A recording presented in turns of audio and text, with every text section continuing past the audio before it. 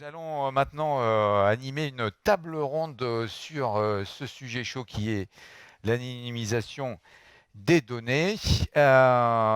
Et donc, je vais m'asseoir d'abord et je vais avoir le plaisir d'accueillir en premier intervenant Laure Lapère, DSI de la société IPK.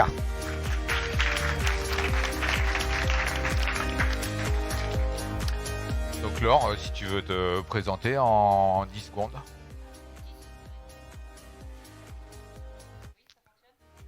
Non, ça n'a pas l'air. Hein? Oui.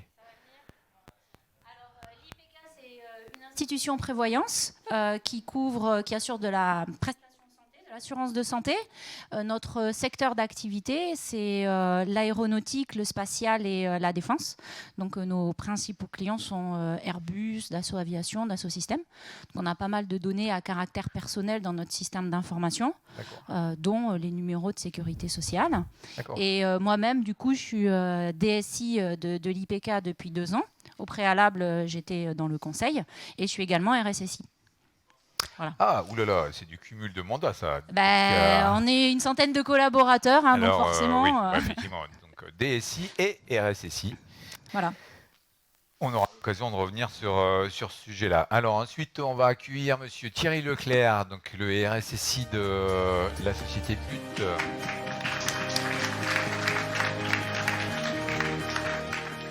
Thierry, petite... Bonjour. Donc voilà, Thierry Leclerc, donc RSSI de BUT depuis 2 ans, dans le groupe depuis 18 ans. Forcément aussi, on a quelques données sur vous. On a à peu près 40 millions de personnes dans nos bases de données, à peu près 2/3 de la France. Rassurez-vous, certains sont morts, mais voilà. Et on a commencé aussi, nous, à anonymiser nos données. On en reparlera. D'accord. Voilà. Ok. Alors ensuite, nous allons avoir Rim Ferrat de la société TNP Consultant. Merci. Bonjour, il marche? Oui. Très bien. Alors, Rim Ferrat, donc, je suis directrice chez TNP Consultant et je suis donc experte en protection des données à caractère personnel. Et j'accompagne les entreprises dans leur conformité GDPR, donc soit en tant que DPO externe, soit en accompagnant les DPO groupes, ou alors en faisant des audits de conformité ou des formations. Voilà. D'accord, très bien, merci. Et donc nous allons avoir Christian Bauden de Groupe Open. Bonjour. Je ne sais pas si ça fonctionne, oui. Donc je suis de la société Open, qui est une ESN, et j'interviens actuellement en tant que directeur de projet sur le programme d'anonymisation des ministères sociaux. Et donc je ferai un petit témoignage tout à l'heure sur le retour d'expérience. Merci. Ensuite, nous allons accueillir Bruno Parillot de la société BPCE.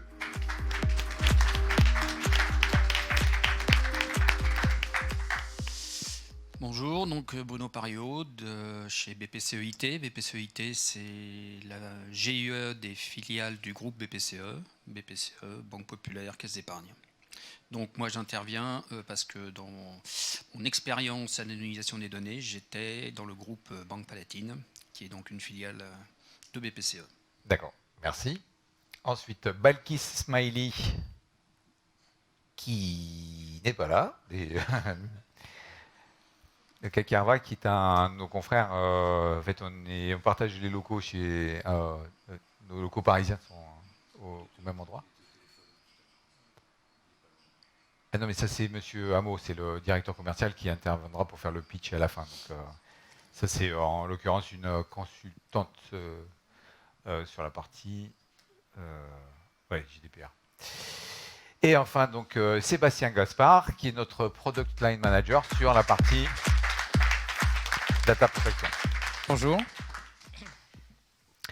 Alors Sébastien, toi tu as une caractéristique, c'est que tu n'es pas tout neuf dans ce sujet-là. En fait, avant Arcade, il y avait une vie autour de l'anonymisation. Ouais, alors avant Arcade, j'ai fait pendant 6 ans un logiciel d'anonymisation pour la médecine. Donc je connais bien les problèmes d'anonymisation légaux, parce qu'en la médecine, c'est les données sensibles pour le coup, et qui rentraient déjà dans le cadre de la protection avant la RGPD. Et donc voilà, et c'est pas du tout les mêmes problématiques que dans l'industrie ou telles qu'on les rencontre aujourd'hui. Oui, il y a des Il y a des grosses particularismes différences, liés aux données de santé, hein, c'est ça? Donc, Voilà, tu donc pourras- la qualité des données de santé qui est une Ouais. catastrophe parce qu'ils écrivent à la main sur les papiers. Ouais. Donc pour l'anonymisation, c'est un cauchemar. Et puis par Ouais. contre, ils ont beaucoup moins de données, donc on peut se permettre de les traiter à la main sur ces Oui. problèmes-là. Et c'est bien connu que quand un médecin a écrit quelque chose, on ne comprend rien à ce qui est... Ce qui parfois peut être considéré Donc comme les données anonymisé. sont par défaut anonymisées. Alors, sans plus tarder, on va commencer. Je vous propose de commencer en fait par la genèse de Dota. Donc, c'est son petit nom en interne, mais tout le monde maintenant sait de quoi il en retourne. Dota, il est né donc avec une demande issue de la Banque Palatine. C'est pour ça que j'ai souhaité que Bruno Parillot intervienne parce que il va nous expliquer dans quel cadre en fait est né le besoin, quelle a été l'origine du besoin et comment ça s'est concrétisé derrière. Alors, en fait, à l'origine, on était à la recherche d'un outil nous permettant de réduire les bases de production sur la recette, puisqu'on avait un espace contraint et la base de production faisait 3 gigas, qu'on répliquait en une dizaine d'environnements de recettes en intégrale, non anonymisés. Et puis, lors de la recherche de l'outil, est venu... nous a été imposé une contrainte par l'audit que les données de recettes, donc dans le domaine bancaire, soient anonymisées. Et donc, j'ai contacté l'équipe Arcade, qu'on avait déjà comme outil et qu'on pressentait pour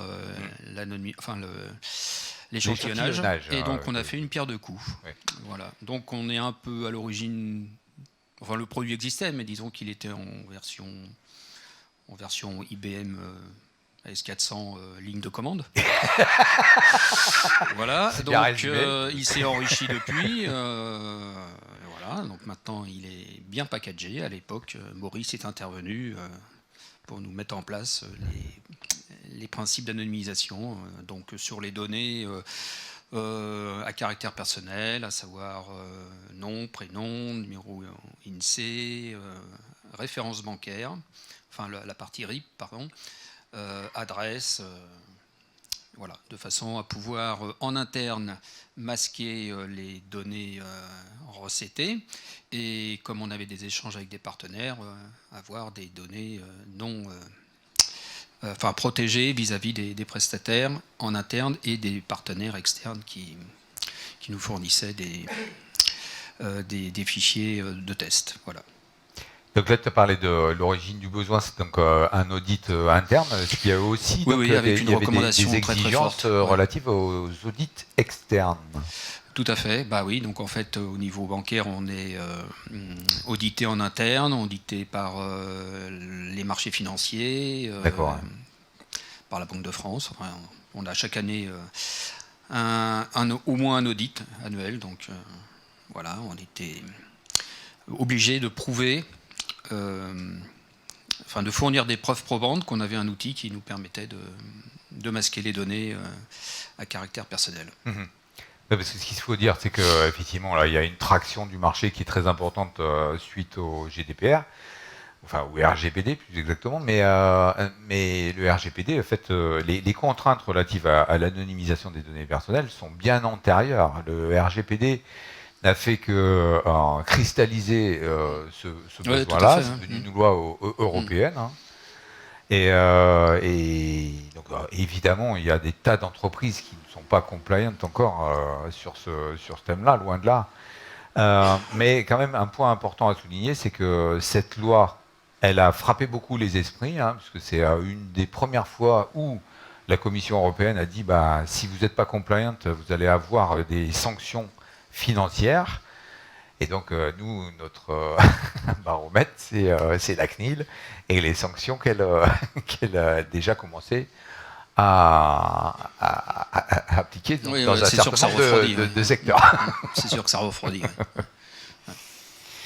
Donc voilà la genèse de notre recherche de l'outil. Et donc, parce que l'amende, ça va jusqu'à 4% du chiffre d'affaires. Hein. Et en plus, oui, c'est ça. C'est que ce qui est intéressant, c'est qu'on voit que pour le coup, l'Europe a été un fer de lance par rapport à ça, et ça s'est répliqué un peu partout dans le monde. Peut-être pas à la vitesse du Covid, mais pas loin quand même. Hein. Parce qu'il y a des équivalents en fait au RGPD quasi partout dans le monde là maintenant. N'est-ce pas? Alors, donc, on va rentrer un peu dans le détail de comment se traite un projet d'anonymisation, par quel bout on commence, est-ce qu'il y a un peu de conseils à donner, quels sont les retours d'expérience que tu pourrais faire sur le sujet? Ah, alors, donc déjà, il faut que ça soit une volonté au niveau de la DSI. Il faut vraiment que ça soit impulsé par le niveau haut de la hiérarchie. Parce qu'il y a vraiment, enfin, notre retour d'expérience, c'est qu'il y a quand même des freins en interne pour l'anonymisation. Alors pourquoi? Parce que les utilisateurs, donc en fait les métiers qui recettent les évolutions d'applications, ont l'habitude de faire leurs recettes sur des... Alors les tests n'étaient pas automatisés, hein, donc... ont l'habitude de faire des tests unitaires sur des cas bien précis, qui connaissent bien des particularités de personnes qui sont dans telle situation. Et donc là, du coup, ça les perturbait totalement, étant donné qu'ils ne retrouvaient pas leurs petits, même avec des noms masqués, des noms... des alias, ça les perturbait. Donc il a fallu qu'il y ait une volonté éprouvée d'aller jusqu'au bout de la mise en place de l'outil pour cette partie-là. Ouais, d'accord. Ouais. Voilà. Oui. Alors pourquoi? Parce que donc, la Banque Palatine abrite des grands comptes du CAC 40 et donc notamment des entrepreneurs particuliers. Donc l'idée, c'est évidemment de ne pas aller... de cacher en recette, c'est surtout le but, les caractéristiques financières des patrons du CAC 40, voilà, hébergés à la Banque Palatine. Bon, donc, voilà. Si vous souhaitiez avoir le solde de Bernard Arnault, c'est RAP. Voilà. Donc il faut surtout avoir, comment dirais-je, donc oui, un appui fort de la direction pour lancer le projet, pour que le projet puisse avancer correctement. Après, au niveau du retour d'expérience, donc on a mené le projet sur à peu près une année, entre le moment où on a fait appel à Arcade, où Maurice est intervenu parce que donc on avait une difficulté, c'est qu'on était avec le logiciel SAB. SAB étant un logiciel bancaire d'origine libanaise, mais qui fait un peu d'obstruction sur le contenu de ces bases de données. Donc en fait, on ne connaissait absolument pas le schéma des bases de données. Donc on a fait appel à Arcade qui, par un module... le prémisse de Discover, c'est ça? Non, Data Discovery. Ouais, c'est ça, voilà. En fait, on a, avec Maurice, décidé de se concentrer sur 80% des tables qui abritaient le maximum de données personnelles pour pouvoir... parce qu'en fait, SAB est un logiciel bancaire, mais absolument pas sans contrainte référentielle. Hein, donc c'est des fichiers plats derrière. Hein. Enfin, c'est des fichiers plats. C'est des fichiers DPF, quoi. Donc il a fallu qu'on détermine dans un premier temps les tables à anonymiser, les champs anonymisés, donc grâce à la recherche avec Arcade. Et après, donc, on a fait appel à notre RSSI pour savoir quelles étaient les étapes, enfin quels étaient les champs qu'il fallait anonymiser. Donc on a convenu dans un premier temps que c'était les données personnelles, donc, que j'ai expliqué tout à l'heure. Et puis il avait été défini une deuxième étape pour identifier, pour masquer le champ des sociétés, comme les sirettes, les numéros de référence. Et puis dans un troisième temps, il a été également évoqué la possibilité de masquer, enfin pas de masquer, mais d'anonymiser les données des soldes bancaires, des choses comme ça. Voilà. D'accord. Donc en fait, on a mené l'expérience sur la première partie, on a fait un pilote. qu'on a fait valider en interne, et après donc on a étendu le produit, donc en respectant donc l'anonymisation qui permettait de naviguer dans l'ensemble des écrans sans aucun problème, et de faire tourner les batchs derrière également sans problème. Voilà. D'accord.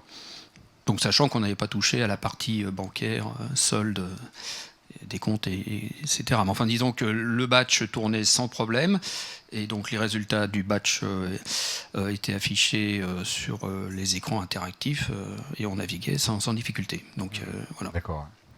Ok. Alors, on va passer la parole à Thierry, qui va nous faire un petit retour d'expérience, justement. Alors, donc, il y a quand même un sujet qu'il faut qu'on éclaircisse pour pas mal de gens dans l'audience. C'est donc on parle de RSSI, DPO. Alors, on va peut-être commencer par Rim, qui va nous faire une petite définition du c'est quoi la différence entre un RSSI et un DPO. Alors, c'est compliqué à dire parce que parfois il y a des RSSI qui sont DPO. Donc on peut faire du cumul de mandat déjà. On peut faire du cumul de mandat. En fait, un DPO, peut-être, c'est une mission qui peut être exercée par tout à chacun, n'importe quel employé, n'importe quel secteur. Voilà, on a des DPO qui sont responsables RH, on a des DPO qui sont responsables juridiques, on a des DPO qui sont RSSI. Voilà. Il n'y a pas une tendance générale? Par contre, la qui se tendance, c'est dessine? plus... il y a des actuaires aussi, mais la tendance, c'est plus des personnes qui viennent du monde du juridique, comme moi, par exemple. Ouais. Voilà, parce qu'il faut connaître la loi, forcément. Ouais. Voilà, il faut connaître les principes et les appliquer. D'accord. Donc voilà. Alors toi, tu as une fonction particulière parce que tu es DPO à temps partagé, c'est ça? En fait, nous, on a oui, voilà, j'ai une mission de DPO externe. Donc, en fait, on est DPO externe de plusieurs entités. D'accord. Et on les accompagne lorsque eux-mêmes n'ont pas la possibilité de désigner un DPO en interne. D'accord. Sinon, on accompagne les DPO des entreprises. Ok. Dans leur Ça, c'est conformité. une tendance lourde d'externaliser la fonction de DPO?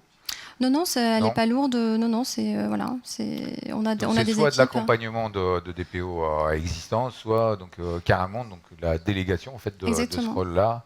Et parce que souvent, il y a des petites structures qui, Oui. voilà, qui externalisent parce qu'ils n'ont pas la compétence en interne, ce qui est normal. Alors que les grands groupes, généralement, ils ont des DPO et même des relais par filiale et D'accord. même ce qu'ils appellent des privacy champions ou des stewards, voilà, dans chaque département. Donc moi je suis patron de PME, là, donc j'ai un truc que j'ai compris pour être comment dire, avoir un minimum un pied dans le RGPD, c'est de commencer par nommer un DPO, ce qui est quand même assez facile. Est-ce que je me trompe ou pas? Alors ça dépend en fait parce que parfois, enfin, la désignation d'un DPO n'est pas obligatoire tout le temps. Voilà, il y a des oui, voilà. c'est ce que m'a dit mon avocate. Ça dépend des traitements que vous faites. Ah. Si vous faites des traitements sensibles, forcément, si vous êtes une PMO avec des données sensibles, des traitements de profiling avec un nombre important de données, oui, il faudra désigner un DPO. Après, il y a des conditions de taille aussi. Voilà. Après, il faut toujours avoir une fonction voilà, de DPO en interne parce que du moment qu'on a des données personnelles, forcément, il faut l'encadrer. Et c'est toujours mieux d'avoir un DPO ou une personne qui a une expertise en tout cas. Alors, nous, on s'est inscrit récemment à l'Association française des DPO, la FCDP. Donc, est-ce que toi, tu en fais partie? Oui, nous, on y va régulièrement tous les ans. Tu peux toucher deux mots de cette association qui est quand même relativement large. Donc c'est une association, oui, qui existe depuis plusieurs années. Là, il y a tous les DPO voilà, qui en font partie. Tous les ans, ils font un séminaire. Ils abordent tous les sujets qui touchent tous les secteurs d'activité. Donc voilà, donc c'est une très bonne initiative. Et puis, ce qui est bien aussi, c'est qu'il y a un partage d'expérience entre l'ensemble des DPO avec voilà, un partage de connaissances aussi qui est très utile, en tout cas pour les DPO. Oui, il y a plus de 4000 DPO. Oui, 4000 DPO. Ouais. Voilà. Et ça augmente. Ça continue à augmenter, ouais. Donc un vrai gros sujet là autour de... Bon, ça c'est le RGPD, mais bon, on va parler RGPD et anonymisation, donc on va osciller entre les deux, vous l'avez compris, sachant que, comme évoqué, donc l'anonymisation est plus large que... le besoin est plus large que le simple, entre guillemets, besoin RGPD. Le produit donc est né avant la loi RGPD. C'est pas du pur opportunisme qu'on a fait là. Après, la réglementation de données personnelles existe depuis les années 70, depuis 78. Oui, tout à fait. Ouais. Voilà. Mais comme les sanctions n'étaient pas aussi lourdes, donc voilà. personne ne s'y intéressait avant le RGPD. Alors donc justement, donc on va faire un focus maintenant plus sur la notion de RSSI. On va passer la parole à Thierry parce qu'il a une expérience intéressante. Donc Thierry, est-ce que tu peux nous dire comment tu es devenu RSSI Alors chez moi je suis devenu RSSI en remplacement du précédent RSSI qui avait commencé l'anonymisation chez nous. Voilà, encore une fois, ça fait 18 ans que je suis dans le groupe. Je faisais le suivi de la production, la mise en production, les mises en production, l'intégration vraiment exploite produits. à la base. Tout à fait, ouais. Et donc la fonction RSSI, RSSI, c'est de l'opportunisme. C'est une authentique promotion. Oui, tout à fait, ouais. Tout à fait. Parce que le RSSI, évidemment, de par ses fonctions maintenant, a tendance à monter fort dans l'aspect stratégique de toute organisation. Oui, et contrairement à ce que j'entendais tout à l'heure, moi, l'anonymisation, c'est moi qui l'ai imposé à la DSI en leur disant que c'était plus possible aujourd'hui de distribuer nos données personnelles, enfin les données de nos clients, à l'ensemble des acteurs avec lesquels on travaille. Ah, d'accord. Ouais, donc il y avait déjà en fait des transferts de données qui se faisaient auprès de vos principaux fournisseurs des ESN. Oui, entre autres, mais aussi on fait une part du développement, on externalise une part du développement et pour les besoins des tests, des premiers tests, on donnait des bases de données non anonymisées à nos développeurs qui sont en France, mais pas que, et parfois en Inde. Donc on les sortait largement au-delà de l'Union européenne. Ah ouais. Donc ça, on voit vraiment l'intérêt stratégique de ce type de projet, quoi, parce que c'est clair que là maintenant, en fait, ça devient quasi inconcevable d'aller fournir un fichier qui contient toutes les datas de personnel de nos clients, quoi. C'est clair, encore une fois, 40 millions de données. Oui. La donnée, c'est quand même devenu un élément ultra stratégique de par le monde. Celui qui maîtrise la data, dans le retail, c'est vrai que... C'est pas Google qui va nous contredire. Hein. Donc RSSI, alors, parce que nous, l'interlocuteur, c'est soit le RSSI, soit le DPO, mais c'est principalement le RSSI, hein, je me trompe, Cécile? Oui. Le point d'entrée de ces projets-là, c'est quand même essentiellement le RSSI qui le porte. Hein. Ouais. Et on parle de sécurisation de la donnée, hein, de toute façon, qu'elle soit personnelle ou pas, on parle de la sécurisation de la donnée, et la donnée personnelle fait partie de la donnée, mais c'est dans une démarche beaucoup plus globale que je voulais anonymiser et avoir ces actions-là pour les données personnelles, mais pas que. Enfin, là, depuis ma prise de poste, la sécurisation de la donnée, c'est mon fil rouge pour les 3 années à venir. Ah oui, carrément, ouais, d'accord. Ouais. Donc c'est dans la liste de tes priorités, c'est la priorité numéro 1. Oui, aujourd'hui, il y a plusieurs façons de sécuriser les données. Il n'y a pas que l'anonymisation, il n'y a pas que... il y a aussi les droits oui, c'est tout ce qui est contrôle d'accès. Tout à fait.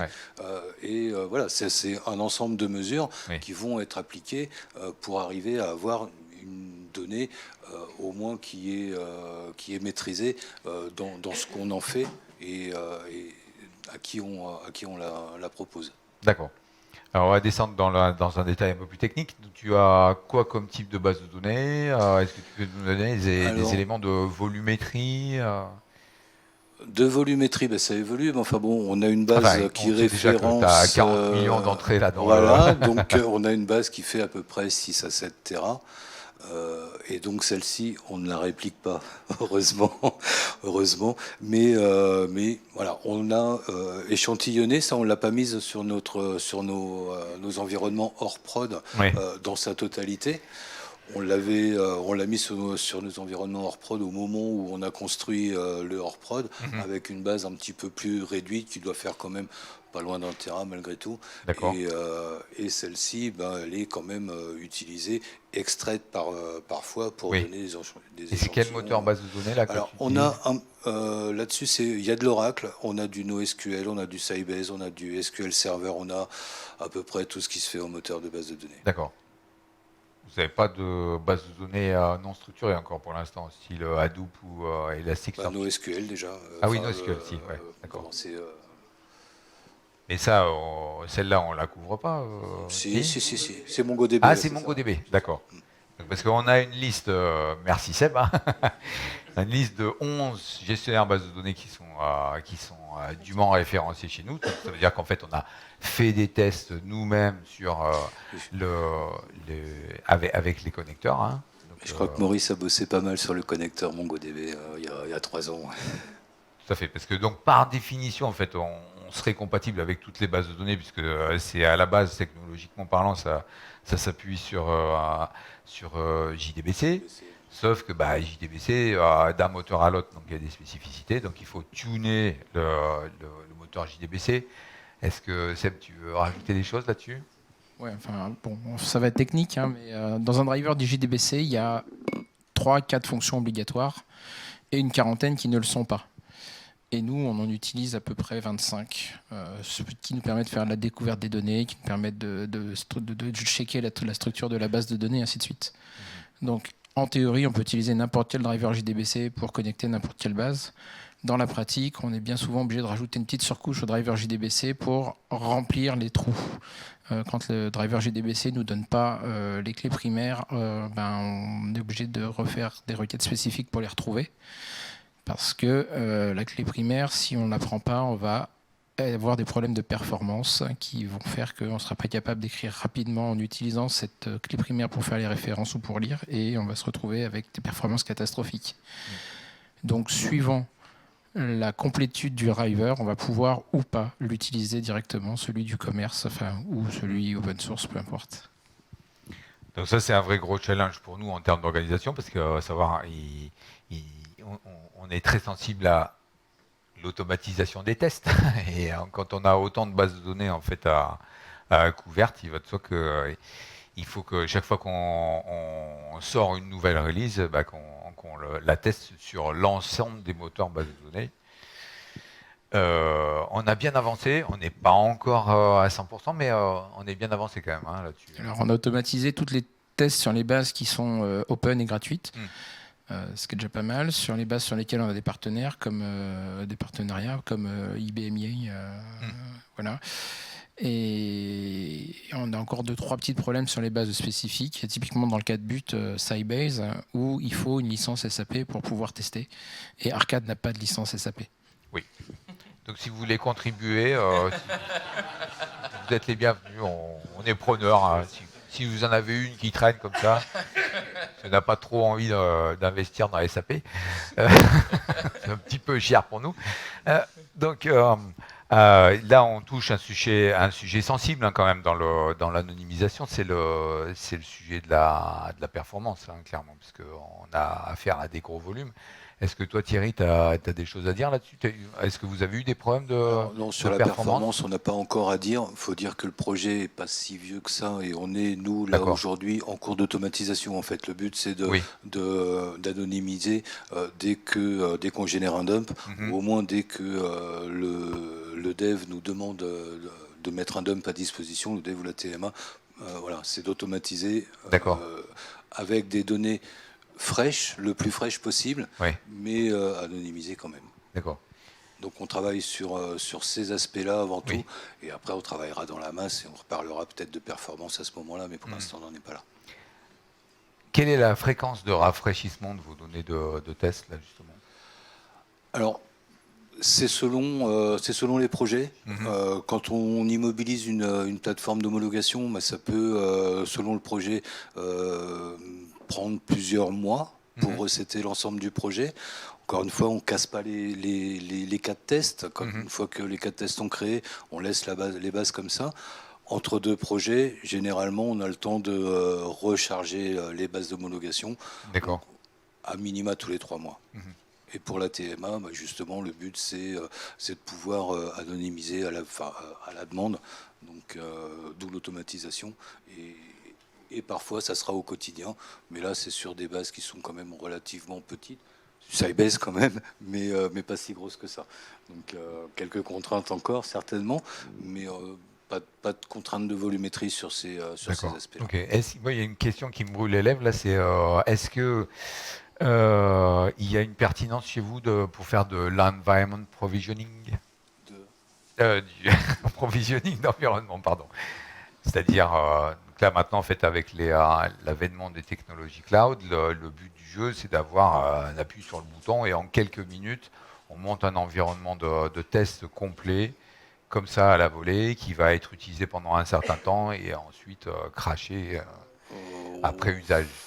Non, c'est pas forcément intéressant pour nous, juste pour des questions de coût, parce que encore une fois, on a de la volumétrie, Oui. et à partir du moment où on a de la volumétrie, malgré tout, le cloud devient un petit peu moins intéressant, D'accord. même si c'est des courtes périodes. On préfère maîtriser en interne encore aujourd'hui. Oui. Ce sera certainement pas le cas au prochain refresh. Peut-être que dans 5 ans, on sera dans le cloud, mais aujourd'hui, on est bien à la maison encore. D'accord. Alors, on va laisser la parole à Laure. Là. Donc, Laure, est-ce Oui. qu'en tant que DSI plus RSSI, est-ce que tu considérerais que le projet anonymisation a été un projet douloureux? Nous, non. Ça n'a pas été un projet douloureux, mais c'est peut-être aussi lié à notre périmètre et à notre contexte. Donc la nécessité d'anonymiser les données s'est imposée sur tous les environnements hors production, puisqu'on ne respectait pas le droit de limitation des traitements, puisqu'on utilisait des données à caractère personnel pour autre chose que ce pourquoi les clients nous les ont confiées. Donc il faut anonymiser tous les environnements hors prod. On bénéficie de la suite Arcade depuis plus d'une dizaine d'années, avec moi dans mes équipes des collaborateurs très performants sur cette solution. Du coup, une fois qu'elle a été acquise, elle a été installée en quelques jours. Ouais.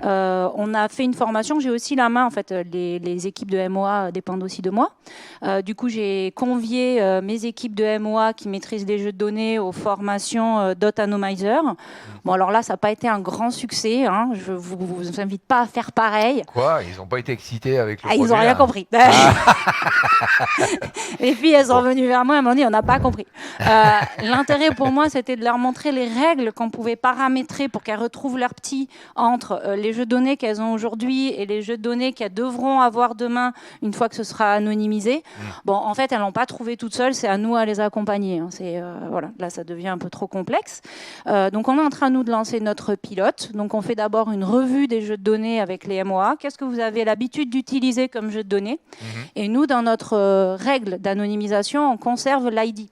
L'ID unique, propre à chez nous, qui n'a pas de valeur du coup sur la place ni en tant que donnée à caractère personnel, et qui nous permet de faire le lien entre nos données de production et nos données dans les environnements de test. D'accord. Sachant que ceux qui préparent les jeux de données sont aussi des collaborateurs internes et qui ont signé la lettre d'engagement de confidentialité qui est imposée par la CNIL.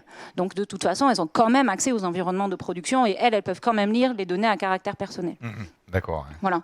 Donc là, l'enjeu maintenant, c'est de mettre à jour tous nos jeux de données avec ces nouvelles données anonymisées et autant que faire se peut, automatiser la mise à jour des jeux de données. Pourquoi? Parce que notre premier périmètre, c'est notre site web. Et typiquement, sur le site web, on a aussi des boîtes mail de test, etc. Parce qu'on n'a pas utilisé les boîtes mail de nos clients. Donc, je vais mettre directement dans les règles d'anonymisation. On va identifier les ID qu'on veut récupérer et qu'on veut utiliser comme jeux de données standard. Et on va directement mettre à l'intérieur les adresses mail et, par exemple, les mots de passe dans les règles d'anonymisation. Et comme ça, quand on va faire un refresh de notre jeu de données, on aura directement les ID, données anonymisées et puis prêts à l'emploi pour les jeux de données. D'accord. Voilà. Donc ça, c'est plutôt pas mal, comme ça va être efficace. Et la chance qu'on a, en fait, c'est que on anonymise notre environnement donc sous notre AS400 chez nous. Et ensuite, sauf voilà. IBMI. Et AS400, nous, on ne connaît pas. Et je l'appelle SIG dans la maison. Voilà. Il y a e-series, il y a tout ce qu'on veut. Enfin bref, il est très moderne, le nôtre. Et derrière, on pousse les données dans nos bases SQL, en fait. Donc, on a juste besoin d'acheter la licence DB2.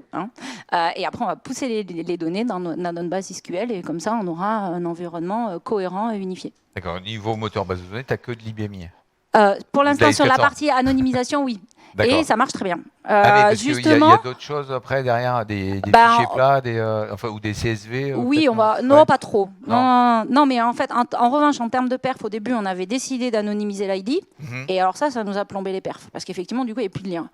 Et quand on dit on arrête d'anonymiser l'ID, notre ID interne, unique, alors là, en termes de perf, on est très très bon. Ça va tout seul. Il y a des fois, nous, on rafraîchit des environnements entre midi et deux. Quoi. Ah ouais, ok. On envoie entre midi et deux, pouf, allez hop, les autres, ils testent. D'accord. Donc, Combien de temps ça... Tu peux nous donner une idée de combien de temps ça a pris le projet là, entre le début et la fin, en temps et laps? C'est quoi? C'est un projet de 2-3 mois? 3 mois hein, pour 3 mois, nous. ouais. Et encore, enfin, c'est vraiment du délai, c'est pas de la charge. Hein. Ouais. En D'accord. charge, pour l'instant, je crois qu'en interne, je devrais être à même pas 10 jours. Quoi. Oui. Ouais. C'est, bon, après, voilà, j'ai des équipes efficaces. Ça compte aussi. Hein. Oui, ça je le confirme. Hein. Ça fait quand même un paquet d'années qu'on travaille ensemble. Donc, non, ça marche très très bien et du coup, ça nous permet de répondre assez rapidement à ce besoin d'anonymisation et de cocher une coche dans notre plan de mise en conformité RGPD, quoi. Parce que après, l'autre option, c'est la purge, c'est plus compliqué. Purger, c'est plus compliqué. C'est plus simple d'anonymiser que de purger. Hein. Alors justement, donc on va passer la parole à Balkis. Là, donc Balkis. Bienvenue, je te laisse quelques secondes pour te présenter et après je te poserai une question Bonjour, et tu seras contente d'être venue. donc, je suis Smiley Balkis, DPO Groupe Oriance. Voilà, donc, Alors Groupe Oriance, en fait, c'est une des sociétés enfin, Akerva est une des sociétés du Groupe Oriance. Hein. Voilà. Je tiens à préciser, donc il y a un tout nouveau partenaire et donc on est voisins aussi. Hein, Oui. c'est au courant de ça. Hein. Donc Akerva se présentera donc à la fin, donc, parce qu'on a prévu un petit pitch façon speed dating de tous nos partenaires qui ont bien voulu nous faire le plaisir de venir aujourd'hui même. Alors, Balkis, donc qu'est-ce que tu peux nous dire sur le... Alors, donc tu travailles autour de la thématique du RGPD? Oui, je D'accord. suis le délégué à la protection des données personnelles du groupe. Ah, d'accord, tu fais DPO pour le groupe Oriance. Et, ouais. Ah, d'accord, ok. Donc, pour Akerva aussi, en même temps. Voilà. D'accord, ok. Et donc, la question que je voulais poser, c'est justement donc, par rapport à toi, ce que tu disais. Donc, en fait, tu as fait ton projet d'anonymisation dans ton coin. Est-ce qu'à un moment donné, tu n'as pas eu besoin en fait, d'avoir un minimum d'accompagnement, donc justement, comme tu évoquais, le cadre plus large du RGPD? Pour la partie anonymisation, non. Non, on mais a, je pensais à d'autres, les autres sujets connexes du RGPD. En fait, au sein de l'institution, on a un programme de mise en conformité RGPD qui est suivi par le pôle des risques et conformité, puisqu'on est dans le monde de l'assurance, donc on a un pôle risque et conformité. Et c'est le pôle risque et conformité qui suit en fait la mise en conformité RGPD. Donc c'est lui qui a initié le projet, maintenant ça fait 2 ans, avec la construction des registres des traitements, des registres des prestataires, les règles de mise à jour, toutes les formations de sensibilisation, plus un plan d'action pour chacun des métiers, pour la mise à jour de tous les traitements qu'on peut avoir, tous nos process, etc. Donc dans ce plan d'action-là, moi en tant que, là pour le coup DSI, j'avais un programme de mise en conformité où je dois mettre en conformité pour tout ce qui est règles de purge des bases de données, tout ce qui sont nos processus internes, dont l'anonymisation, qu'est-ce que j'ai, tout ce qui est mise en conformité de nos contrats, parce que nos contrats, même si ce n'est pas des contrats liés au monde de l'assurance, parce que la délégation de gestion, c'est encore d'autres formes de contrats, mais les contrats non métiers, on a aussi quand même un certain nombre de règles, surtout dans l'IT. Et la mise en conformité auprès de mes sous-traitants, parce que je vais avoir aussi des sous-traitants qui vont avoir leur propre environnement de développement, avec parfois des données à caractère personnel. Donc il faut aussi aller les faire anonymiser chez eux, alors qu'ils n'utilisent pas notre environnement à nous. Donc on a un suivi, un cadre global, et donc en fait, ce cadre global est restitué à la direction générale. Donc de toute façon, si on n'avance pas, on a une alerte rouge. Attention, à l'IT, ils n'avancent pas.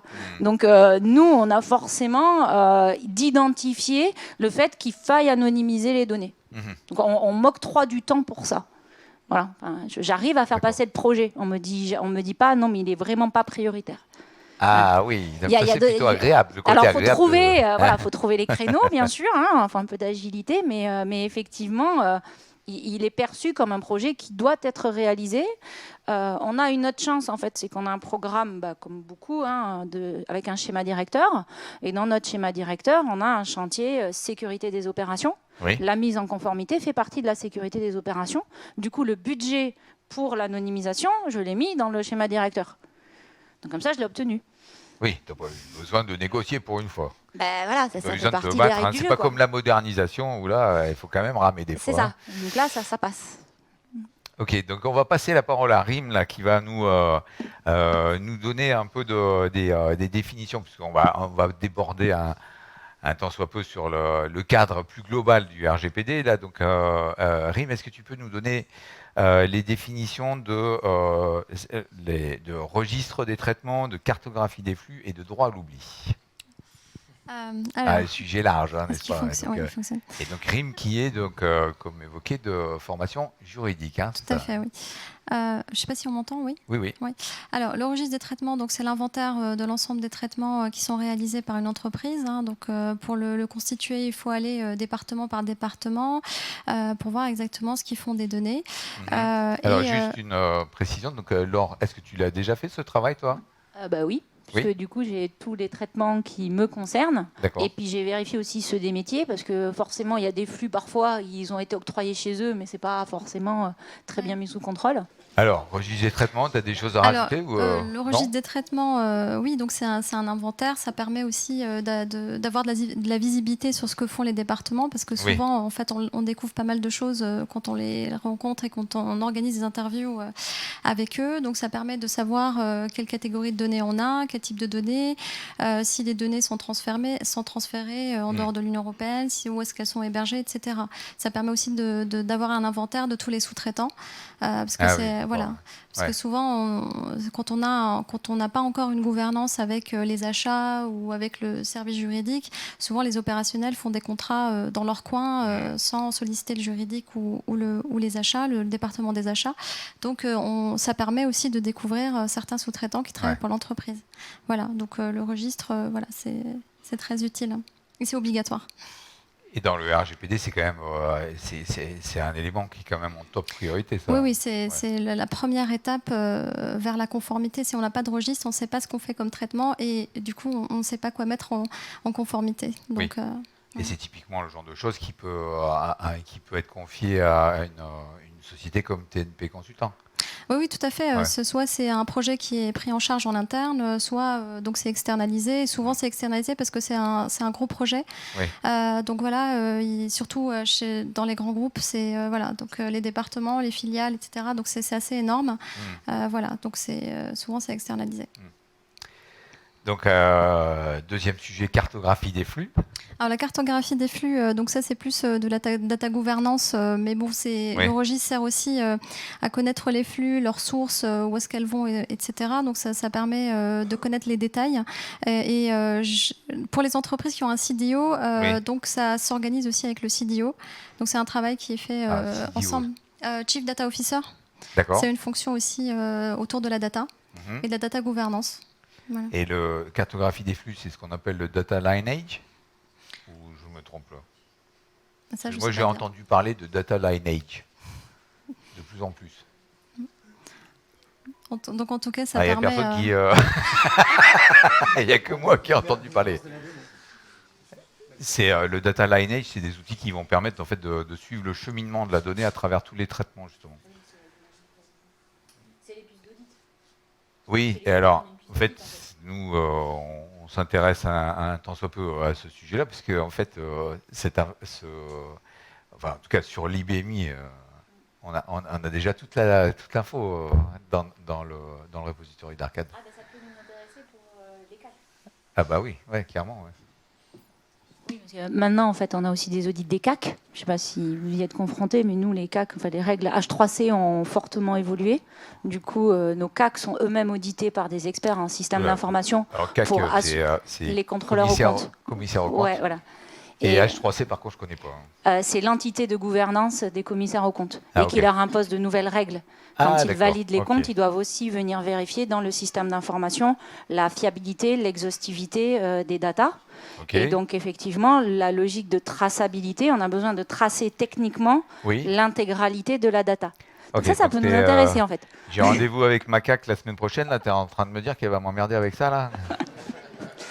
C'est possible. Qu'elle m'emmerde. C'est possible. Pardon, excusez-moi, je suis un peu grossier, là, mais bon. C'est commence à être un peu tard, là. C'est pour ça. C'est le naturel qui revient au galop.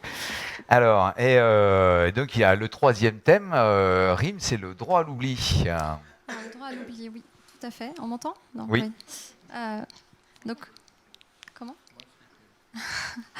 Alors, le droit à l'oubli, donc c'est donc c'est un droit important. Ça permet donc aux personnes de s'opposer entre guillemets donc au traitement de leurs données en demandant donc la suppression, sachant que malheureusement donc on peut pas demander la suppression de ces données. C'est pas un droit absolu, Oui. parce que parfois les entreprises ont l'obligation de conserver la donnée, notamment en cas de contentieux pour les employés par exemple. Si un employé quitte une entreprise, l'entreprise a l'obligation de conserver les données pendant 5 ans. En tout cas, elle peut les conserver pendant 5 ans. Oui. En cas de contentieux, pareil pour les clients, prospects, etc. Donc si vous avez un contrat avec une mutuelle, une assurance, ils ont aussi la possibilité de conserver l'information pendant 5 ans dès la fin de la relation contractuelle. Voilà. Alors, on a vécu quelque chose d'assez amusant. Donc, on était à Luxembourg là, il y a pas très longtemps. Donc, et on a un partenaire qui n'est autre que KPMG là-bas. Et donc, on a parlé d'anonymisation. Et donc, le droit à l'oubli dans sa version luxembourgeoise, c'est donc des clients dans le monde bancaire qui cherchent à se faire oublier lié à l'évasion fiscale. Vous voyez ce que je veux dire? Oui, là, c'est un cas typique où ce n'est pas possible. Ah, d'accord. Me voilà rassuré quand même. Parce que là, je me suis dit quand même, il y a des paquets de données qui vont partir à la benne. Et si donc là, le particulier qui a fait une évasion fiscale, donc par le biais du droit à l'oubli, va quémander auprès de la banque le retrait de ces datas, oui, non, ça, il ne peut pas quand même. Non, en fait, pour les banques, c'est assez spécifique parce qu'on n'a pas de droit d'accès direct auprès des banques. C'est un droit d'accès indirect auprès de la CNIL. Parce que les banques donc, sont soumises à une obligation de lutte antiterrorisme et anti-blanchiment d'argent. Oui, donc, ils font forcément des traitements pour connaître tous les actes criminels et terroristes. Et donc, donc ces données-là, il faut les conserver. Il y a des conditions, bien sûr, à respecter par les banques. Mais en tout cas, les individus, nous, en tant que clients, individus, on n'a pas le droit d'accéder directement à ces données-là. Et on ne peut pas forcément demander la suppression, forcément, ce qui est logique. D'accord. Alors, Seb, quand on parle de droit à l'oubli, il a le poil qui se hérisse un poil, c'est le cas de dire.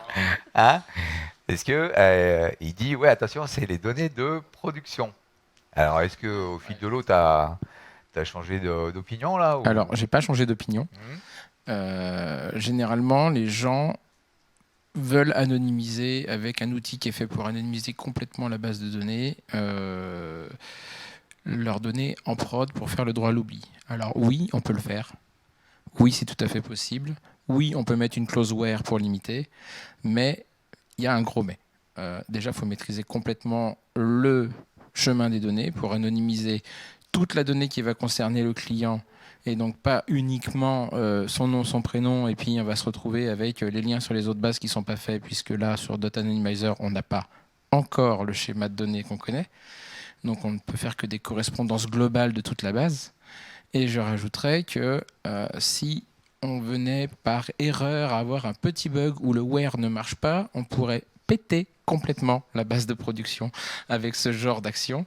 Et j'encourage vivement les gens à maîtriser ce processus par un processus interne qui peut accessoirement utiliser Data Anonymizer et la version API de notre appel web service pour récupérer des identifiants uniques à remplacer, mais de ne pas utiliser directement l'outil qui est là pour remplacer toute la base de données qui a été conçue pour ça directement dans la base. Alors oui, on peut le faire, mais avec un gros mais.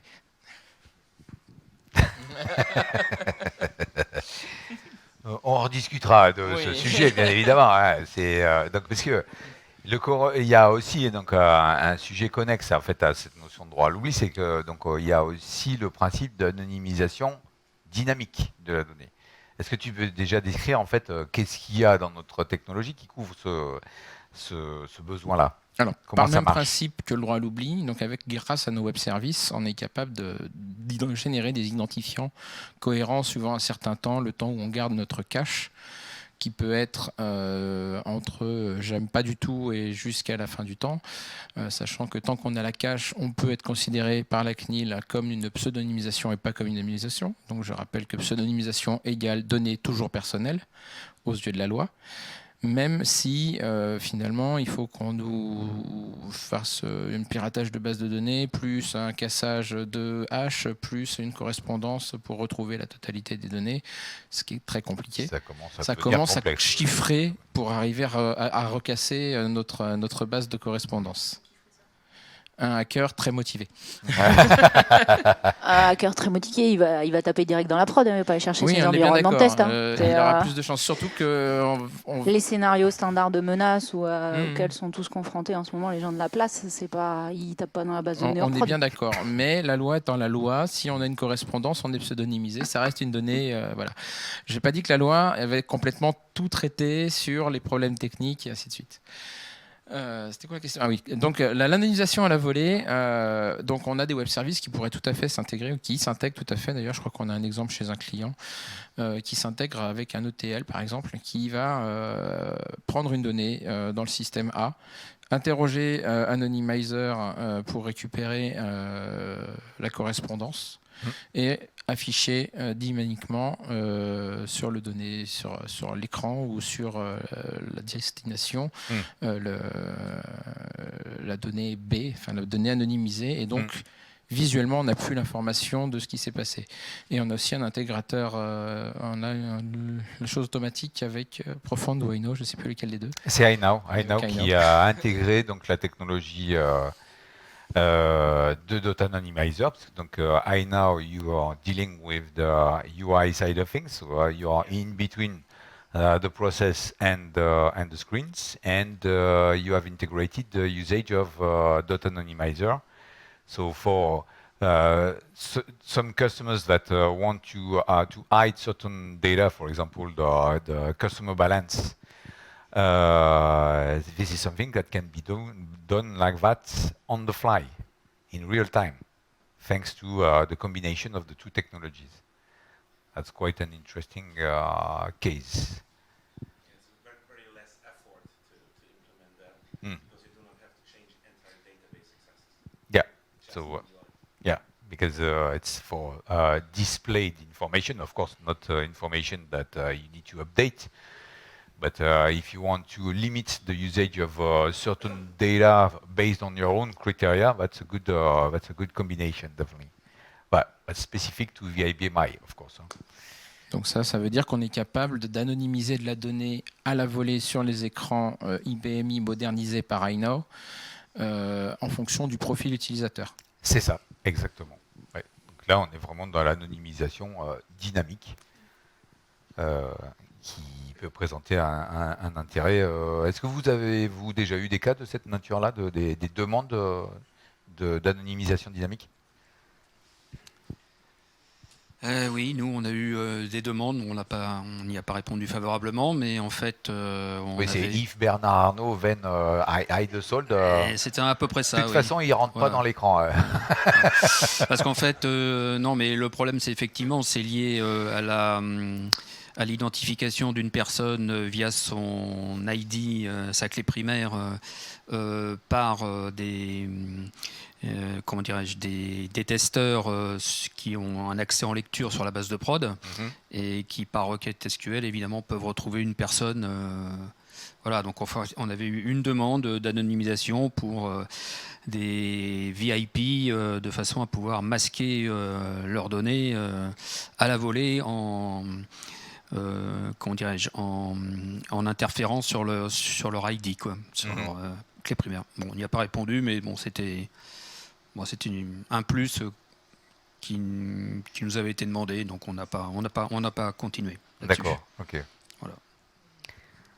Alors, oui. Mais enfin, il y avait quand même le sujet. J'ai entendu le mot crypté. Donc c'est vrai qu'il y a des gens qui font la confusion entre anonymisation et cryptage. Le cryptage, ça n'a rien à voir avec l'anonymisation. Le cryptage, c'est pour assurer la sécurité de la data lors de son transport.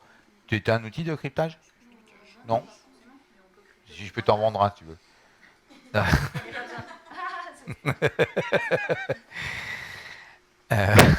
Donc vous avez des outils de cryptage chez But? Non.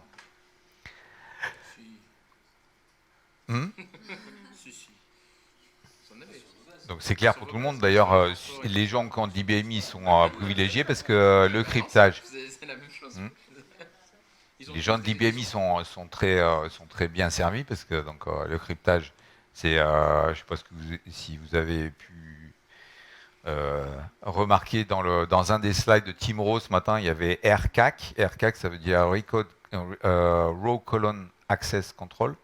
C'est-à-dire qu'on peut encrypter en fait certaines zones, certaines colonnes dans la base de données et pas d'autres. Et donc là, c'est tout en fait porté par l'OS lui-même.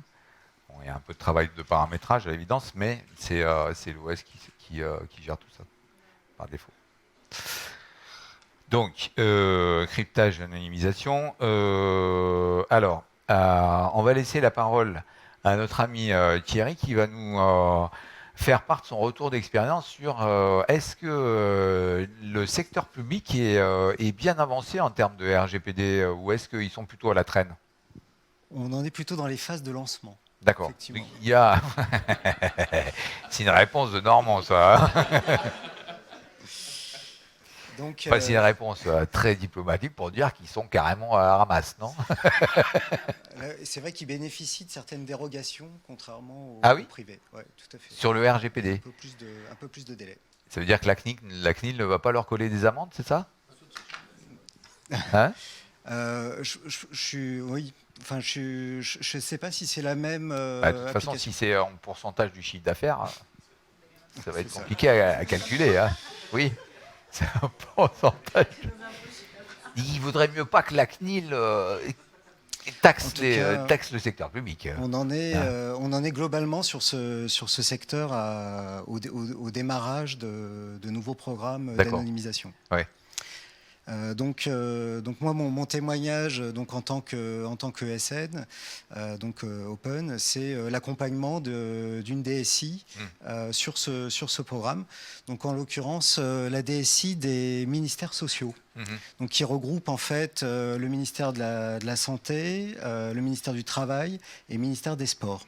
Donc des ministères qui comprennent des données quand même assez sensibles. Hein, d'accord. Ce qui est social, les données sur des entreprises. Ouais, d'accord. Et avec des gros volumes, j'imagine. Alors, par contre, non, sur les volumes, on n'est pas sur des gros volumes, contrairement par exemple à la sécurité sociale, qui elle en a. Non, de ce point de vue, c'est pas la complexité. Et par ailleurs, les applications sont plutôt en silo, assez peu interfacées. D'accord, ouais. Et c'est quoi comme moteur base de données là Alors les bases de données, ils ont rationalisé, c'est plutôt du PostgreSQL, du MongoDB et du SQL Server. Ok, donc beaucoup d'open source. Ouais, bien sûr. Bien sûr. Voilà, donc moi donc le programme est en cours, mais il y a quand même des bonnes pratiques ou en tout cas des choix qui me semble intéressant à partager. Le premier, c'est autour de la gouvernance. Donc, ils ont fait le choix de le gérer comme un projet transverse à la DSI. C'est-à-dire que ce n'est pas l'initiative de chaque chef de projet. Il y a plus d'une centaine d'applications qui sont concernées. Et donc, dans un premier temps, c'est le DSI adjoint qui a pris le sujet et qui ensuite a été relayé par le RSSI. Voilà. Donc, dans un premier temps, en fait, je suis intervenu sur l'étude de cadrage qui a permis, en fait, auprès de l'ensemble des chefs de bureau de recueillir les besoins en anonymisation de données. Donc, bien sûr, principalement pour les jeux de données des tests, qui sont ensuite utilisés par les TMA, par la tierce recette applicative, par la maîtrise d'ouvrage. Il y a aussi des jeux de données qui sont utilisés pour les formations. Voilà, donc dans un premier temps, il y a eu un recensement déjà de toute la cartographie applicative de la DSI avec une catégorisation des niveaux de sensibilité des applications et des besoins. Donc ça a permis d'établir une feuille de route pluriannuelle de déploiement du programme. D'accord. Donc, pluriannuel hein, quand même. Oui. Ouais. Oui, on a estimé effectivement que pour anonymiser une centaine d'applications, il fallait le lisser sur 2 ans. D'accord. Raisonnablement. Ouais. Donc voilà, ça c'est le premier aspect. Donc je travaille actuellement avec un adjoint du RSSI qui est dédié à ce projet. Donc c'est un programme, c'est vraiment à structurer, hein. Il y a un aspect déjà cadrage global à l'échelle de la DSI. Après, il a fallu, parce que comme on est dans le secteur public, il a fallu créer une offre de service. Et donc, il y a des délais dans le secteur public par rapport au fait de contractualiser cela. Quelque chose. Puisque à la base, on était titulaire du marché de tierces recettes applicatives. Ah, et d'accord. donc, on a Ok. étendu notre offre Ah oui, à d'accord. Vous l'anonymisation. étiez déjà un prestataire en TRA pour le compte de ce client-là. Ok. Et donc le sujet de l'anonymisation a été amené de manière naturelle. C'est qui? C'est le client qui vous a c'est le tiré client là-dedans, qui nous ou a- est-ce que c'est vous qui l'avez? Non, c'est le client qui nous a soumis le sujet. D'accord. Ok. Dans un premier temps, on a dit mais pourquoi la TRA, pourquoi Oui, ouais. plus que la TMA ou que l'infogérant ou qu'un autre acteur. Ouais. Donc, comme ça se passait bien sur la TRA, qui nous faisait confiance sur le fait de mener ce type de projet, c'est le choix qui a été porté. Ce qui n'est pas D'accord. délirant, puisque qui dit test dit jeu de données. Donc, du coup, ça a été une extension de l'offre de service. Donc, sur d'abord la mise en place d'une plateforme, et puis ensuite sur des unités d'œuvre de recueil de besoins. En fait, chaque application est un petit projet. Donc on s'entretient avec le chef de projet informatique pour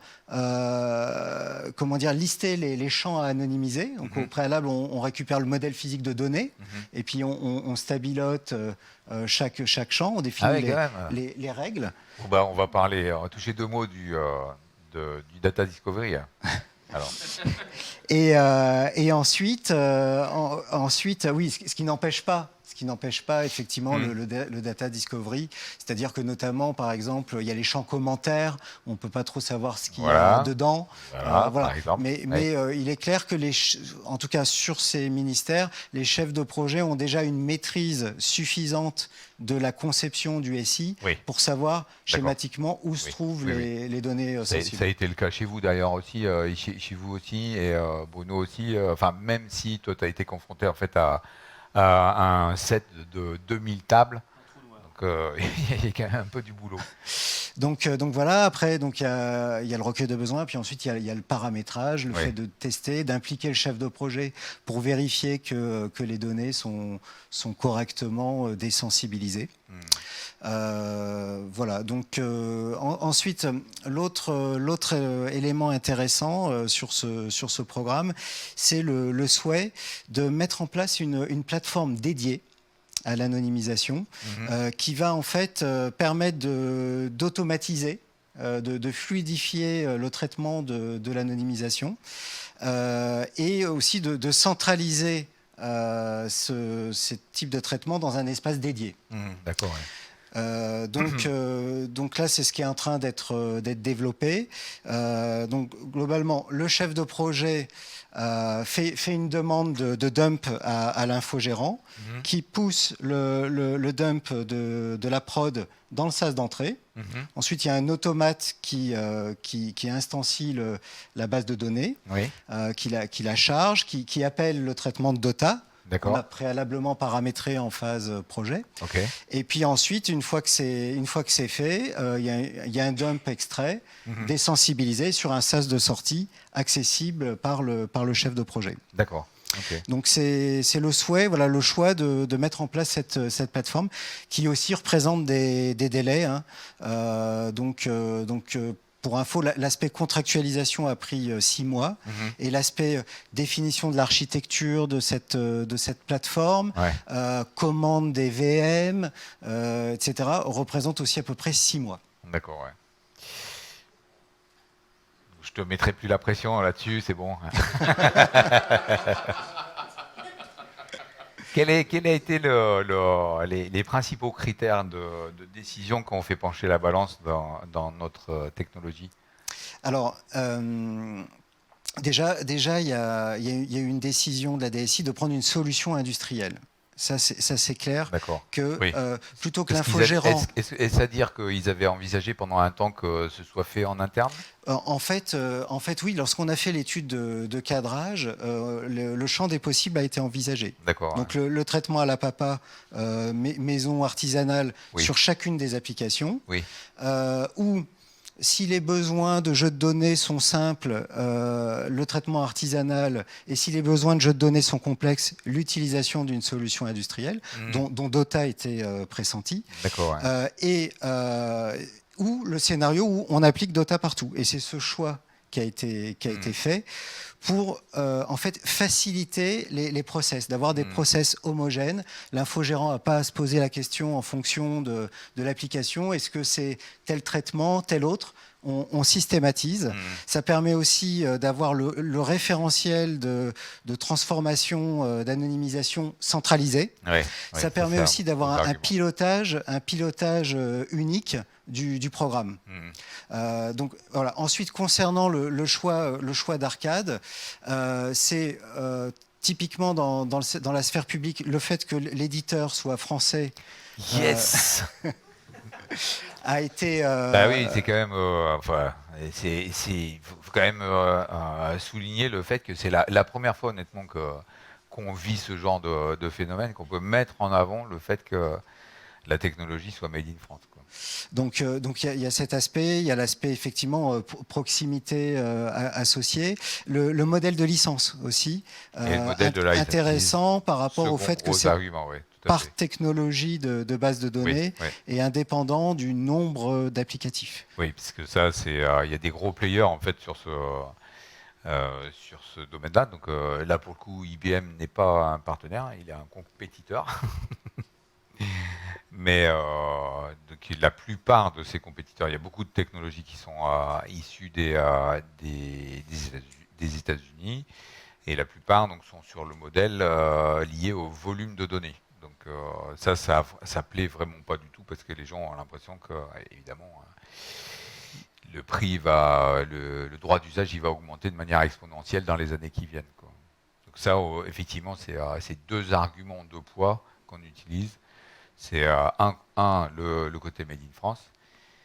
Et là, c'est vrai que le gouvernement nous a aidés parce que notre président donc, a réédicté les principes de souveraineté nationale. Donc, c'est, je pense, en partie pour ça qu'on a fini par finaliser donc, au ministère des Armées. Et puis, donc, voilà, donc, l'argument du prix, quoi. Donc, on est quand même sur un produit qui est très... peu cher, hein, Voilà, après On va peut-être augmenter les prix. Ah, pardon, oui, c'est ce que... Ouais. C'est comme ça qu'il faut dire, dans le politiquement correct.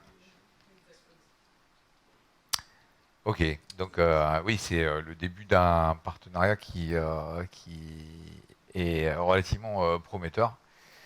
Et donc, tout comme Akerva et TNP Consultant, hein, si vous voulez, on peut refaire un tour complet. Non, mais on va le faire ça à la fin. Ce que je vous propose, c'est de prendre des questions dans l'audience. S'il y en a, on va... Oui. Oui, tout à fait. Je veux dire, en gros, il va en tôle si... Non, c'est pas lui, évidemment, c'est le chef d'entreprise. Oui. Donc, le DPO, en fait, il est responsable de la mise en conformité de la RGPD, mais après, c'est le responsable de traitement ou le sous-traitant qui assume vis-à-vis à la CNIL après. D'accord. Voilà. Est-ce que vous avez déjà eu affaire à des clients qui ont été redressés par la CNIL? J'imagine qu'ils doivent être... Ils sont pas concernés par eux. Ah oui. C'est anonyme, oui. J'ai peut-être pas posé la question comme il faut, là. De toute façon, les sanctions de la CNIL, elles sont publiques et consultables. Hein. Oui, Après, il y a des contrôles de la CNIL qui ne sont pas publiés. Donc ça, il faut le savoir, parce qu'il n'y a pas de sanctions derrière et pas de mise en demeure publique en tout cas.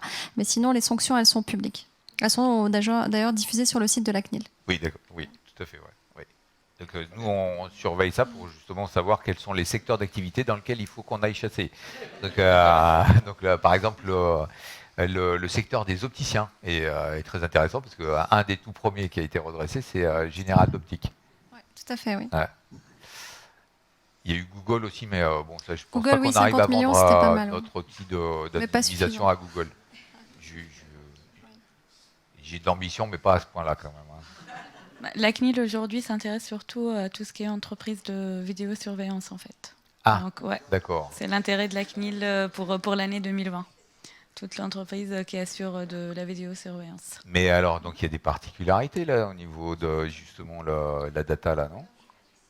Voilà, en fait, parce qu'il y a un traitement, il y a un suivi systématique Oui. Posé par la vidéosurveillance. Et comme comme l'RGPD, il se base sur le principe de minimisation de données, et qu'on est obligé de supprimer les données, surtout tout ce qui est vidéo après un mois. Donc, il y a beaucoup d'entreprises qui ne le font pas. Et donc, la CNIL, son projet 2020, elle va s'intéresser surtout à tout ce qui est école, lycée, donc ça pour les organismes public Oui. et pour le secteur privé, donc tout organisme qui assure la vidéosurveillance. Voilà. Donc, et ça veut dire quoi juste? Ça veut dire qu'en termes d'anonymisation, il faudrait qu'on ait des mécanismes qui floutent des images? En fait, il faudra déjà revoir les bases légales. Oui. Donc, sur quelle base légale on va se poser pour assurer ce traitement-là, qui est le traitement de vidéosurveillance. Et après, en fait, il faut se fixer une finalité bien précise par rapport à chaque durée de conservation qu'on va fixer. D'accord. Voilà. Seb, tu as des choses à ajouter là sur ce... Donc ça, je rebondis sur ce sujet-là parce que la demande relative à l'anonymisation dans les PDF, elle est de plus en plus... forte, ma réponse est non, on n'anonymisera pas des vidéos à la volée sur la reconnaissance faciale. Quoi non, mais c'est une idée, ça. Vous n'avez pas déjà modifié la roadmap, là? Non, là, c'est surtout un problème de purge qu'ils vont avoir, puisque c'est le délai légal de conservation, après, ils effacent. Ah oui, ok, ouais. Par contre, ils auront aussi le problème d'anonymisation s'ils veulent garder toutes les autres données textuelles qu'ils auront sorties de leur vidéo ou rajoutées. Alors, est-ce que tu peux nous préciser là justement, donc il y a beaucoup de buzz autour du comment on fait pour anonymiser des données sur des fichiers PDF? Alors, comment on anonymise des données sur un fichier PDF? Donc déjà, quel genre de fichier PDF? Est-ce que c'est un PDF texte? Auquel cas, c'est pas très dur, c'est un texte. Donc on est capable de le modifier. Oui, ça c'est, on va dire c'est basique, c'est par défaut. Est-ce que c'est un PDF texte encrypté signé? Là, on est capable de le modifier si on a la clé de décryptage. D'accord. Est-ce que c'est un PDF image? Là, ça devient vachement plus compliqué. Oui. Est-ce que dans ces images, il y a des visages? Là, on est dans un niveau encore supérieur. Est-ce que c'est un PDF scanné avec ou sans OCR? Sans OCR, on est dans le cas d'une image. Ouais. Compliqué.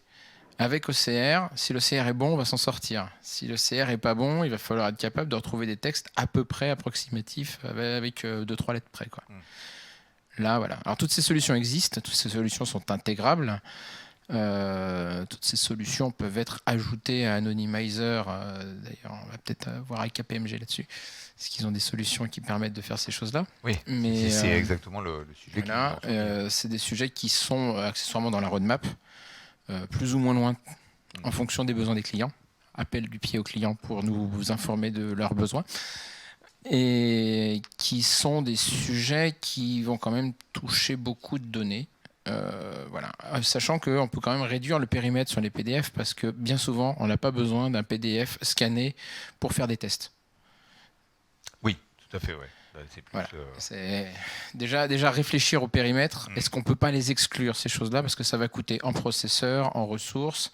Enfin, rechercher du texte dans un PDF, si vous avez 2 millions de PDF à scanner, enfin 2 millions de PDF scannés, à numériser, passer un OCR, puis faire une recherche approximative avec des algorithmes de logique floue ou d'intelligence artificielle, vous n'aurez pas vos données qui transiteront en 1 heure. Oui. Comptez plutôt 1 semaine. Et encore si vous n'avez pas trop de données. Voilà, donc il faut faire la balance. Alors, il y a des cas légaux où ce sera vraiment important. Et là, il faudra se poser la question et sûrement répondre. Et puis, il y a des cas où on peut s'en passer et répondre autrement. D'accord. Alors, question. Oui, j'avais une question à propos des DPO. Combien de typologies de métiers vous rencontrez pendant votre mission chez les clients? Est-ce que c'est principalement les services IT et ou juridiques, ou est-ce qu'au contraire vous avez une variété assez riche de métiers? Enfin, comment ça se passe un peu la journée du DPO En fait, quand on est DPO, en fait, comme c'est une fonction transverse, on travaille avec tous les départements. Donc, on peut travailler avec le legal, le département des achats, IT, ressources humaines. En fait, on travaille vraiment avec tout le monde, en fait. Donc, on n'est vraiment pas limité à un secteur ou à un domaine en particulier. Voilà. Alors, est-ce qu'il y a d'autres questions relatives en fait à data anonymization? J'ai une question pour les users. Oui. Ouais. Oh, merci. Est-ce que la relation entre development test RSSI, security, a s'amélioré pendant l'implémentation d'Autonomizer? Oui, non, il déteste comme avant. Ça, c'est la question. Est-ce qu'il a amélioré la situation, la collaboration? La collaboration a été améliorée. On peut pas dire ça, non? Pas du tout. Non, enfin, c'est vu comme une contrainte. Clairement, c'est vu comme une contrainte. Parce que c'est le début. C'est aussi le changement qu'il faut faire accepter. Je l'ai forcé un petit peu, c'est vrai. Il va y avoir un temps d'adaptation, mais je pense que demain, ils auront du bonheur et peut-être aussi une autre façon de voir leurs tests, parce qu'aujourd'hui, c'est des cas connus, c'est des cas qui ressortent des cas de prod. Donc, voilà, demain, peut-être que s'ils n'ont pas la vraie information, ils seront peut-être obligés d'aller regarder un petit peu ailleurs ce qui s'y passe. Et est-ce que la cohérence, elle est aussi toujours là, comme elle devrait l'être, quoi. Enfin, j'espère que ça va leur apporter quelque chose en plus. Pour l'instant, non, on ne peut pas dire que les relations, ça les a améliorées beaucoup, quoi. J'ai une autre question. Oui, bien sûr. Ça marche. Sur une échelle 1 à 10, combien d'un goulot d'étranglement, c'est bottleneck, je pense, j'ai jusqu'à apprendre ça, était la anonymisation avant implémentation? C'était un grand problème, 10 grands problèmes, et après, combien ça a amélioré ce problème de la DevOps procès? Ça, c'est la question. Nous, ça ne génère pas de goulot d'étranglement. On est aussi sur l'automatisation de l'anonymisation, et on est aussi avec un SaaS dans lequel on va déposer nos dumps. Et là, nous, les dumps sont quotidiens. Et c'est déjà le cas. Aujourd'hui, on les met à disposition de nos développeurs et de la TMA. Il y a juste que là, on va mettre un SaaS supplémentaire d'anonymisation, et ils n'auront de visible que des dumps anonymisés. Ça ne change pas le process pour eux. Oui. Là, il y a un sujet quand même qu'on n'a pas trop creusé. Là, c'est justement l'échantillonnage, là, parce que tu parles de dump. Donc, ça veut dire qu'en fait, c'est l'image complète de la base de données de production. Est-ce que tu as envisagé, ou est-ce qu'il y a une pertinence chez toi d'aller plus loin dans l'échantillonnage pour réduire en fait la problématique de volume? Oui, alors les dumps magasins, nous on est architecturé, on a à peu près 300 magasins, 300 bases magasins. Ouais. D'accord. Donc ces dumps-là sont remontés au quotidien et mis à disposition et des développeurs et de la TMA. D'accord. Après, on a nos bases, soit Oracle, soit Mongo, qui sont un petit peu plus importantes là, et sur celles-ci, on va faire un travail d'anonymisation. Oui. Mais pour beaucoup, la vraie différence, ça va être dans les achats de nos clients, oui. Mais les clients sont déjà connus. Donc à ce moment-là, on fera qu'une anonymisation unique sur ces bases-là, oui. et pas de rafraîchissement. L'échantillonnage, en fait, il est pertinent si et seulement si, en fait, on a une problématique de volume versus performance. Mais tout à fait. donc, si on anonymise en 1 heure au lieu en 5 heures au lieu d'1 heure, est-ce qu'il y a un impact énorme? Il y a un truc sur lequel je suis pas complètement à l'aise là. S'il y a des fois des gens ils nous disent bah donc, j'ai une base de 7 Tera, je voudrais qu'elle soit anonymisée en 1 heure. Alors Mais en fait, pourquoi nous on avait un sujet, c'est que donc toutes les semaines on rafraîchissait la base de production dans un Oui. environnement de recettes Oui. au plus près de la production. Donc en fait on avait une contrainte d'avoir échantillonnage plus anonymisation en un peu moins de 48 heures. Voilà.